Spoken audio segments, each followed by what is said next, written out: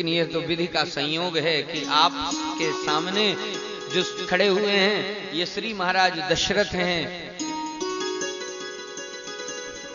और विवाह की बेला आज की ही है। दशरथ जी महाराज ने सुमंत्र जी से कहा, भैया आप ब्राह्मण भी हो, मित्र भी हो, तो इसी महामत्स्य की पीठ पर वेदिका का निर्माण करो और यहीं पर हम दोनों का विवाह विधिवत वैदिक क्रिया के साथ पूर्ण करो। उधर रावण बड़ा प्रसन्न होकर के ब्रह्मा जी के पास गया, बोले ब्रह्मा जी आपकी बुद्धि खराब हो गई है। ब्रह्मा जी ने कहा क्यों, क्या कारण हुआ है?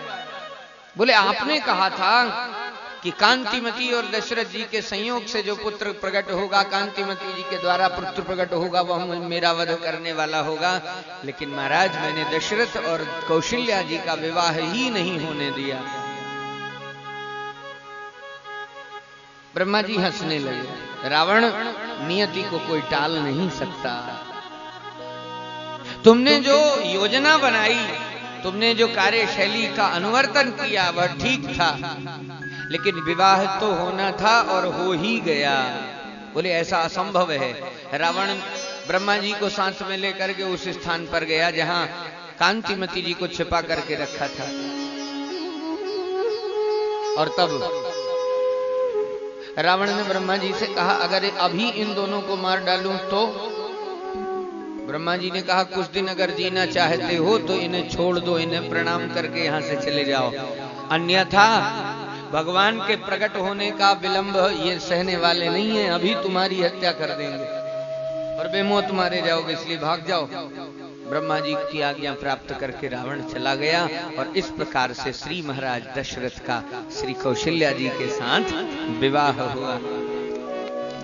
दूसरा विवाह, श्री महाराज अश्वपति हैं और अश्वपति कैकेय देश के राजा हैं।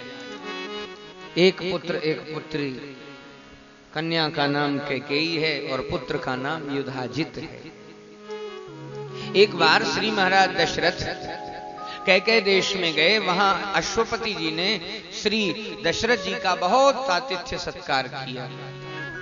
आतिथ्य सत्कार प्राप्त कराते हुए श्री अश्वपति जी ने अपने पुत्र युधाजित को बुलाया और दशरथ जी के चरणों में प्रणाम कराया। युधाजित ने प्रणाम किया। इतने में ही जैसे ही दशरथ जी ने दृष्टि उठाई तो एक राजकुमार के वेश को धारण करने वाला कोई सीधे सीढ़ियों से चढ़ता हुआ ऊपर चला गया।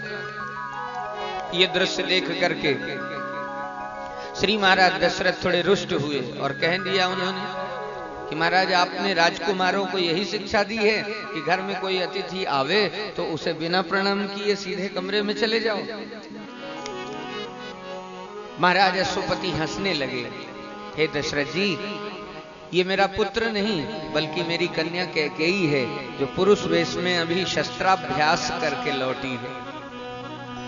तो व्यंग वचन कहते हुए दशरथ जी महाराज कहते हैं कि पुरुषों के समान वेश बना लेने से कोई वीर थोड़ी नहीं हो जाता। ये वचन कमरे में जाती हुई कैकेयी जी ने सुना। कैकेयी जी ने देखा कि दशरथ जी बागीचे में टहल रहे हैं, तो दशरथ जी को संकेत किया कि मैं जैसा कर रही हूं वैसा देखो। एक ताल का बहुत बड़ा वृक्ष लगा हुआ था और तीसरे माले पर कैकेयी जी खड़ी हुई थी। वहां से उन्होंने छलांग लगाई और उस ताड़ के वृक्ष को चारों ओर से घूमती घूमती घूमती घूमती घूमती घूमती घूमती भूमि में उतर गई और दशरथ जी महाराज को कहा देखा आपने, वीरता इसे कहते हैं, युद्ध कौशल इसे कहते हैं। दशरथ जी महाराज ताली बजा के हंसने लगे, अरे देवी जैसी लीला आपने अभी की है ऐसे तो हमारे अयोध्या के छोटे छोटे बालक कर लेते हैं, आपने नया काम कौन सा कर लिया। कैकेयी जी ने कहा आप जरा चल करके इस ताल के वृक्ष को आप एक बार हल्का सा धक्का लगा दीजिए। और जैसे ही दशरथ जी महाराज ने उस ताड़ के वृक्ष को हल्का सा स्पर्श किया, 1 करोड़ टुकड़े में कट करके वह ताल का वृक्ष गिर गया। इतनी सफाई से तलवार से उस वृक्ष को काटा था कि 1 करोड़ टुकड़े हो गए, लेकिन देखने वाले को यह भी पता नहीं कि यह वृक्ष तलवार के द्वारा काटा गया है। अदम्य साहस देख करके दशरथ जी का मन आकृष्ट हुआ और कालांतर में राजा अश्वपति ने अपनी कन्या कैकेयी का विवाह श्री दशरथ जी महाराज से किया। मगध की राजकुमारी सुमित्रा, गुणावती जी, अयोध्या के राज्य के सर्वथा अधीन रहने वाला यह राज्य, बड़े विनम्र राजा थे इसके। दशरथ जी से कामना की कि मेरी पुत्री को आप स्वीकार करें